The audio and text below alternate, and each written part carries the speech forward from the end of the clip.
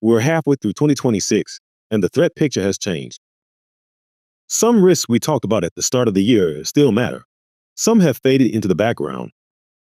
A few new problems now deserve more attention than they did a few months ago. This is a mid-year prepper threat update. Focus on what has actually changed, what still matters, and what deserves your attention for the rest of 2026. Welcome to Prepper's Paradigm, your channel dedicated to practical prepping and disaster preparedness. I use a computer-generated voice in these videos because my own voice is difficult to understand due to an injury. Earlier this year, we looked at the biggest threats for preppers in 2026. We ranked those threats by probability, scale, and impact, with a focus on realistic disruption rather than dramatic collapse scenarios. Now that we're halfway through the year, it makes sense to revisit that assessment. This video is not about pretending every prediction was perfect, and it is not about chasing every headline. Preparedness works best when we update our thinking as conditions change.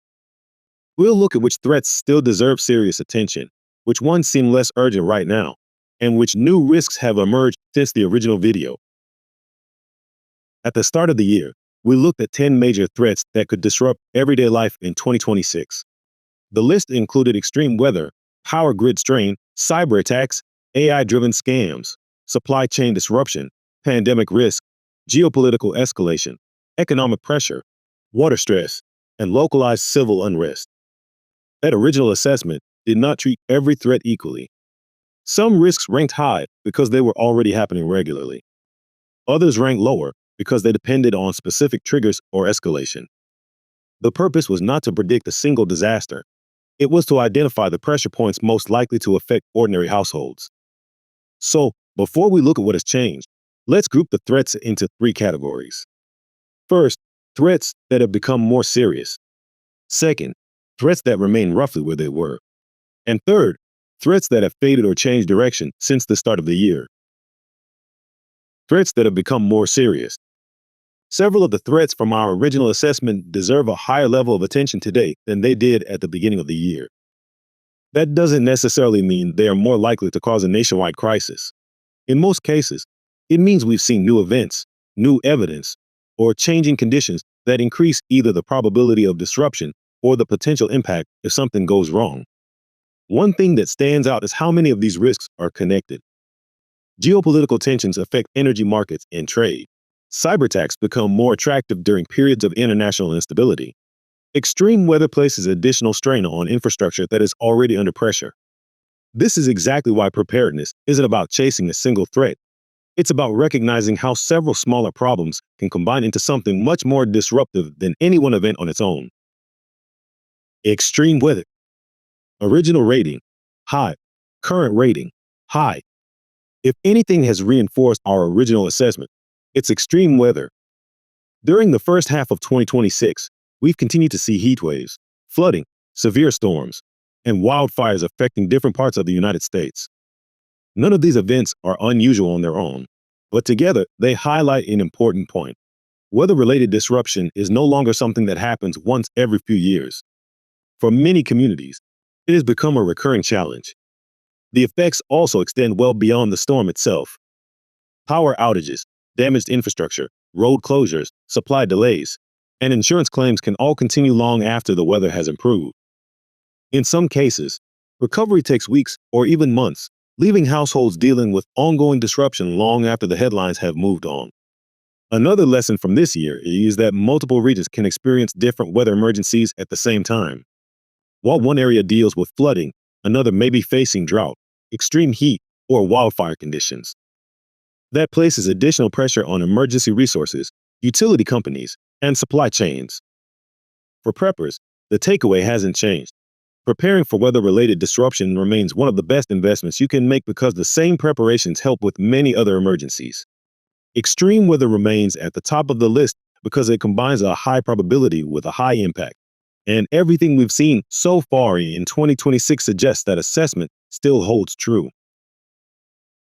Cyberattacks and digital disruption. Original rating, high. Current rating, high and still rising. Cyber risk has not faded during the first half of 2026. If anything, it has become more important because it now sits directly between geopolitical tension local infrastructure, financial systems, and everyday life. This does not mean every cyber attack will cause a national emergency. Large nationwide attacks remain difficult to carry out and often attract a fast response. The more realistic risk comes from smaller attacks on hospitals, schools, local governments, utilities, payment systems, and businesses that support essential services. That kind of disruption can still create serious problems. AI has also made the digital threat picture worse.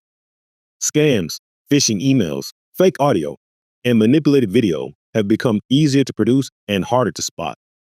The FBI reported nearly $900 million in AI-related scam losses in 2025, and security reports going into 2026 continue to warn that attackers are using AI to speed up phishing, fraud, and ransomware operations. This threat remains high because it is already happening, and because the tools available to attackers keep improving. Supply chain disruption and rising prices. Original rating, medium, current rating, medium to high. Supply chains have remained resilient through the first half of 2026, but they have not become any less vulnerable. In fact, several of the underlying pressures we discussed in the original video have become more pronounced. Trade policy continues to shift, tariffs remain a source of uncertainty for many businesses, and geopolitical tensions have added further pressure to international shipping and manufacturing. Companies have become better at adapting to disruption, but that doesn't mean disruption has gone away. It simply means they are working harder to keep goods moving. We've also seen how quickly conditions can change.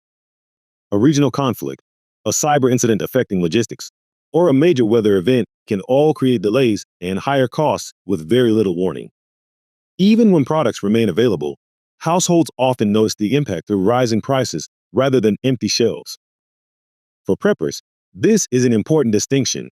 The pandemic taught many people to expect shortages, but today's supply chain risks are just as likely to show up as reduced choice, longer delivery times, or steadily increasing costs. Those slower changes can be easy to ignore until they begin affecting everyday purchases. The overall rating moves slightly higher because several risks are now reinforcing one another. Geopolitical instability, tariff uncertainty, cyber threats, and extreme weather all continue to test global supply chains. While we are not seeing widespread breakdown, we are seeing a more volatile environment where disruptions can spread quickly and take longer to resolve. Geopolitical tensions. Original rating, medium, current rating, high. This is probably the area that has changed most since our original assessment. The most significant development has been the conflict involving the United States and Iran. Fighting and shipping disruption around the Strait of Hormuz have shown how quickly a regional conflict can affect households thousands of miles away. Before the conflict, around 1/5 of the world's oil supply passed through the strait. Disruption to that route has pushed fuel prices higher and tightened supplies of gasoline and diesel. Those effects spread far beyond the gas station because diesel powers trucks, farm machinery, construction equipment, and much of the distribution system that keeps stores supplied. Fertilizer has become another major concern. Gulf countries supply large amounts of natural gas, ammonia, urea, and sulfur used in fertilizer production. Shipping interruptions caused prices to rise sharply during the spring planting season, placing more pressure on farmers who were already dealing with high costs and narrow margins. Fertilizer shipments have begun moving again, but traffic remains below pre-conflict levels and large volumes are still waiting to leave the region. That creates a delayed risk for ordinary households. Higher fuel and fertilizer costs can eventually appear as more expensive food, reduced agricultural output, and further pressure on supply chains. The full effect may take months to reach grocery stores, which means the consequences could remain visible long after the fighting eases. The U.S. intervention in Venezuela and the capture of Nicolas Maduro added another layer of uncertainty. The immediate concern is not necessarily direct retaliation against the United States, but indirect responses through cyber operations, proxy activity, energy markets, and regional instability. Elsewhere, long-running conflicts and competition between major powers continue to increase uncertainty around trade, energy, shipping, and cybersecurity. Events overseas no longer stay overseas when they affect the choke points and commodities that modern economies depend on. Because of these developments, I would raise geopolitical risk from medium to high. A major global war is not inevitable, but international conflict has already had a direct effect on fuel, fertilizer, farming costs, and supply chains during 2026. Infectious disease and public health risks. Original rating, medium. Current rating, medium to high. The original video focused mainly on the possibility of another pandemic, but the public health picture now looks broader. No single disease has caused COVID-style disruption, yet several outbreaks deserve attention at the same time. The Ebola outbreak in the Democratic Republic of the Congo and Uganda has become the most serious international development in this category. The immediate risk to most Americans remains low, but the outbreak has placed heavy pressure on regional health systems and international response efforts. Measles has become a more immediate concern inside the United States. More than 2,200 cases have been confirmed by early July, with outbreaks causing hospitalizations, school disruption, isolation requirements, and extra pressure on local health departments. Bird flu still poses a low risk to the general public, with no sustained person-to-person transmission reported. However, it remains relevant because of its effects on poultry, livestock, farm workers, and food prices. New World screwworm adds another biological threat. It mainly affects livestock, pets, and wildlife, but wider spread could raise veterinary costs, restrict animal movement, and place pressure on meat production. For preppers, the lesson is that public health disruption does not need to come from one dominant pandemic. Several smaller or regional threats can affect healthcare, schools, farming, food production, travel, and public confidence at the same time. I would therefore raise this category from medium to medium high. The risk of another global shutdown has not clearly increased, but biological threats have become more active, varied, and relevant during the first half of 2026. Threats that remain largely unchanged. Not every threat has shifted during the first half of 2026. Some remain at almost exactly the level we discussed in the original video, and that's important to recognize. Preparedness isn't just about reacting to the latest headline. It's about understanding which risks remain steady over time, even when they aren't attracting much media attention. Power grid strain. Original rating, medium. Current rating, medium. The electrical grid continues to face many of the same challenges we discussed earlier in the year. Aging infrastructure, growing demand, and increasingly frequent extreme weather all place pressure on the system. Fortunately, we haven't seen evidence that the overall risk has changed dramatically. That doesn't mean the threat has gone away. Local and regional outages remain a realistic possibility, particularly during periods of extreme heat or severe storms. The preparations that make sense today are the same ones that made sense 6 months ago. Economic pressure. Original rating, medium. Current rating, medium. The economy has continued to create challenges for many households, but not in the form of a sudden financial crisis. Instead, we've seen ongoing pressure from higher living costs, uncertainty in some industries, and businesses adjusting to changing trade conditions. Some sectors have experienced layoffs or closures, while others have remained relatively strong. For preppers, financial resilience remains one of the most valuable forms of preparedness. Building an emergency fund, reducing unnecessary debt where possible, and buying essential supplies before prices rise further can all have a greater impact than purchasing another piece of gear. Water stress. Original rating, medium. Current rating, medium. Water availability also remains a regional issue rather than a nationwide emergency. Parts of the western and southwestern United States continue to face long-term pressure from drought and growing demand. Other areas have experienced the opposite problem, with repeated flooding and excessive rainfall. Although conditions vary widely across the country, the overall message hasn't changed. Knowing where your water comes from, storing an emergency supply, and having a reliable method of treating additional water remain sensible preparations regardless of where you live. These threats may not dominate the news every week, but they continue to deserve attention because they develop slowly and can affect everyday life for months or even years. Threats that have become less urgent. Not every threat has become more serious during the first half of 2026. One of the most important parts of any threat assessment is being willing to change your conclusions when the evidence changes. Preparedness isn't about proving earlier predictions right. It's about staying objective and adjusting your priorities as new information becomes available. Civil unrest and localized instability. Original rating, low to medium. Current rating, low. At the start of the year, Civil unrest made our list because of ongoing political polarization, economic pressure, and concerns that these factors could combine to create more frequent disruption. Halfway through 2026, those underlying issues haven't disappeared, but they also haven't developed into the widespread problem that some people expected. Most incidents have remained localized, short-lived, and limited to specific communities or events rather than spreading across large parts of the country. That doesn't mean the threat has gone away. Protests, demonstrations, and isolated incidents can still affect travel, public transport, and access to businesses or public services. If you happen to be in the wrong place at the wrong time, even a small event can become a serious problem. Based on what we've seen so far in 2026, I would lower this threat slightly. It remains something to monitor, but it no longer deserves the same level of attention as some of the other risks we've discussed. One thing I've learned over the years is that preparedness isn't just about watching the threats you already know about. It's also about recognizing when new developments deserve your attention. The clearest example has been the conflict between the United States and Iran. At the start of the year, few people expected it to become one of the biggest geopolitical developments of 2026. Yet it has already affected fuel prices, fertilizer supplies, shipping, and global markets, showing how quickly a regional conflict can reach households thousands of miles away. The situation in Venezuela tells a similar story. The capture of Nicolas Maduro introduced new uncertainty around regional stability, cyber threats, and energy markets. Whether those risks grow or not, they demonstrate how quickly the geopolitical picture can change. Artificial intelligence has also advanced faster than many people expected.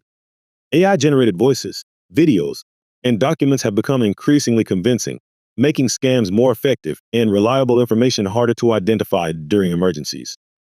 We've also seen biological threats appear in unexpected ways. The spread of New World screwworm in the southern United States is a reminder that outbreaks affecting livestock can still disrupt food production, farming, and household budgets, even when they pose little direct risk to people. Perhaps the biggest lesson from the first half of 2026 is that these threats rarely exist on their own. Weather affects the power grid. Geopolitical conflict affects fuel and fertilizer. Disease affects food production. Economic pressure makes every disruption harder to absorb. None of this changes the fundamentals of preparedness. If anything, it reinforces them. The households that cope best are usually the ones prepared for a wide range of realistic disruptions rather than betting everything on one specific scenario. Let's finish by looking at what all of this means for the rest of 2026 and where preppers should focus their attention going forward. Looking back at our original assessment, I think the overall message has held up well. The biggest threats in 2026 have not come from a single dramatic event. Instead, they've continued to come from overlapping pressures that affect everyday life in different ways. Some risks have become more serious. Others have become less immediate. A few new threats have emerged that weren't receiving much attention at the beginning of the year. That's exactly why preparedness should never be a static plan. It needs to evolve as the world changes. If there's one lesson from the first half of 2026, it's that flexibility is just as important as the supplies you keep at home. The households that adapt quickly to changing conditions are often the ones that cope best, whether the disruption comes from extreme weather, cyber attacks, supply chain problems, or economic uncertainty. That doesn't mean you need to overhaul your preparedness plans every time a new headline appears. In fact, the opposite is usually true. The fundamentals remain remarkably consistent. Store enough food and water to get through short-term disruptions. Have backup lighting and alternative ways to cook. Keep important documents accessible. Maintain emergency savings where possible. And continue developing practical skills that remain useful regardless of the cause of the emergency. The threats may change, but good preparedness doesn't. A well-prepared household is resilient because it isn't built around one specific disaster. It's built around the ability to handle uncertainty, whatever form it takes. I'd be interested to hear your thoughts. Which threat do you think is most likely to affect the rest of 2026? Have your own priorities changed since the start of the year? Let us know in the comments, because sharing different perspectives helps all of us build a more realistic picture of the risks ahead. If you found this update useful, please give the video a like and subscribe to Prepper's Paradigm for more practical prepping and disaster preparedness content. Thanks for watching. Stay safe, stay prepared, and I'll see you in the next video.